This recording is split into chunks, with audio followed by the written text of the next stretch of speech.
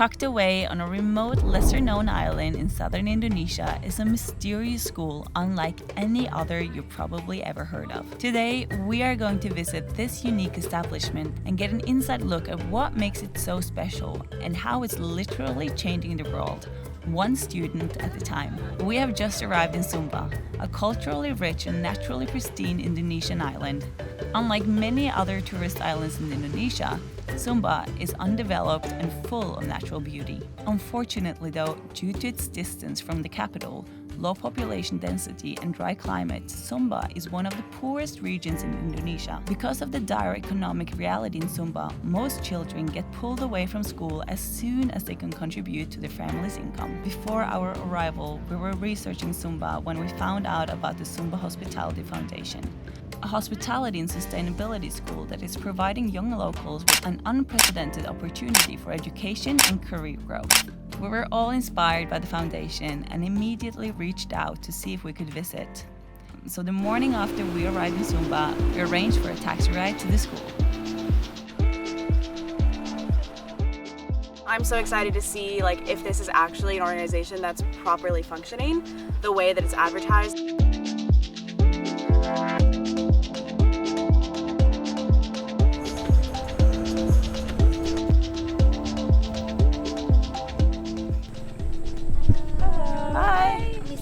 Once we arrived, we were greeted by a staff member who were in awe of how beautiful the grounds were.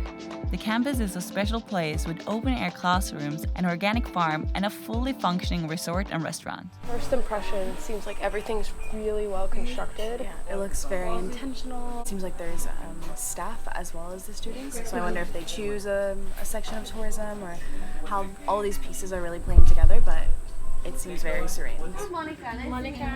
Shortly after our arrival, we met Hester, an employee that would be giving us a tour of the grounds. The founders of the school believe that tourism will be the key to improving the economy and way of life for the locals. However, currently there is a lag in education and resources amongst the locals to build up a high-functioning tourism industry. By offering this formal education to locals, the founders are attempting to lay the foundation for a prosperous economy in Sumba. We want to teach them, but we also want them to practice. So the hotel is like a fully operational hotel. So when guests come and when they book a spa massage, it's done by our students. When they have their check-in or when they arrive on the airport, it's our students picking them up. So everything is done by the students. What's really important was the approach to responsible tourism, making a better place to live and a better place to visit. So with responsible tourism, we keep in mind the people who also live in the place. And that's the whole point, that we make sure that it becomes a better place for the Sumbanese to live, and it's also in the end the Sumbanese who will own the homestays, who will work, and that's not always just foreigners coming and starting everything and creating the jobs.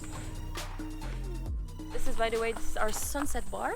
So then guests can sit here in the evening, and then we have like a cocktail or a non-alcoholic drink and some bites, and then the sunset is there, which is super nice with the yoga shala. So yeah, this is the yoga shala, and the students also get yoga. Nice. Oh, that's So cool. they have their core module, they have English, they have once a week yoga, because it really helps them to relax, it really helps them to zen, because they're so busy, so they need it. Yeah, their schedule looked intense when you sent it to me. Yeah, that's like they get up at 5:30, they clean, 6:30 breakfast, they clean, then morning meeting, 9 to 11:20, then eat, it's full, it's packed, yeah?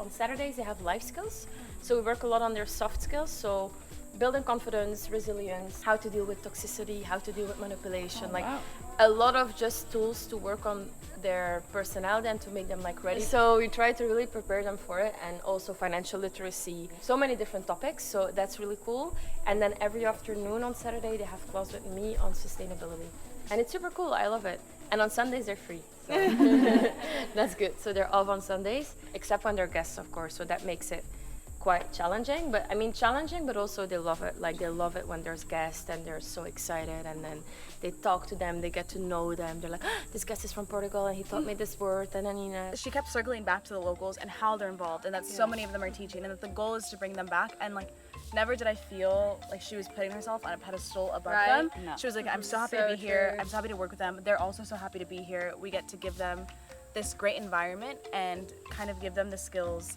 to come back and reinvest in their own country. Like she said, the end goal was for them to own it. And I think that's That a really was beautiful so thing cool. for a foreigner to say, because you don't find that very often. Usually, Garden, we have 10 gardeners full-time working, and the students also work in the garden sometimes.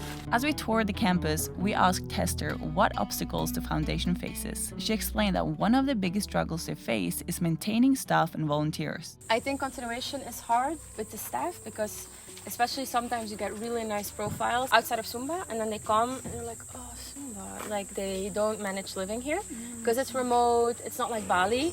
I mean, it's limited what you have. I always say, and in interviews when we try to get new volunteers, I'm always like, okay, if you focus on the limitations, it's gonna be very difficult because no Starbucks, no chains, no Grab, no Uber, no nothing.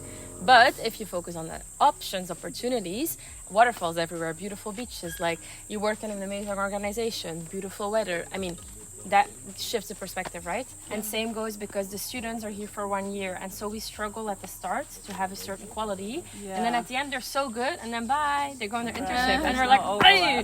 we haven't talked to the students yet, but I think it'll be really interesting to see how that compares, because so far it seems freaking amazing. Right? It's such a, I want to be a part of this project right now. An extremely crucial component of the school are the volunteers who come from around the world to play different roles on campus. So we wanted to chat with some of them to hear what their experiences have been like. I think you cannot fully prepare for the Sumba experience, to be honest. No, there's no way. No, there's no way, because I knew, of course, it was a remote island and it's not super developed. Like, I've been to Bali and I knew already, like, it's not ever gonna be anything like Bali. It's way different, but still, when you arrive here, you feel that the campus is super special. There's a good energy here. But yeah, you also have to realize that there is not really any life outside of campus, and that you're very faced with being on your own, or like first I was here one of the first volunteers. Now Chloe luckily joined me, and also as my roommate, so that's super fun. Before I came here, and now I realized a change in mindset, because I realized it's not about what you want from this experience come here, but what you'd like to bring. I realized that even more, but then of course I'm here as a volunteer and I want to bring something here, and I knew that already, but when I got here I realized it even more. Like, it's not about me and what I want to gain from it, it's what I bring here and what I hopefully leave behind in some way. If I plant one seed in one student's brains about LinkedIn, for example, something small, I don't know, then that is something that is totally worth it coming here. And I think that is also a change in mindset that I experienced.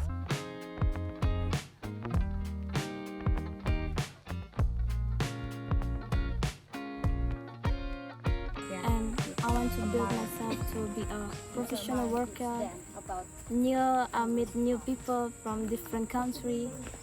Yeah, I practice my English too. Yeah, and you're really good at English. Really good.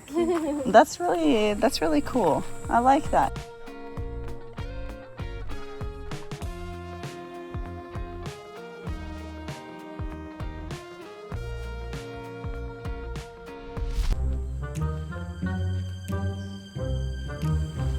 I think this is the place where they keep the compost. And that permaculture class.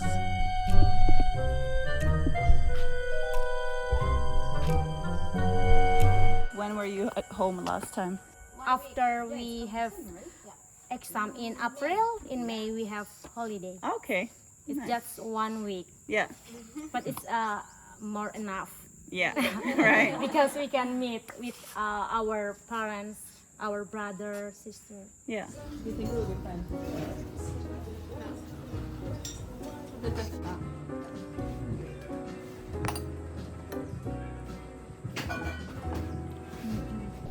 What do you guys think? I really like this. So spicy though.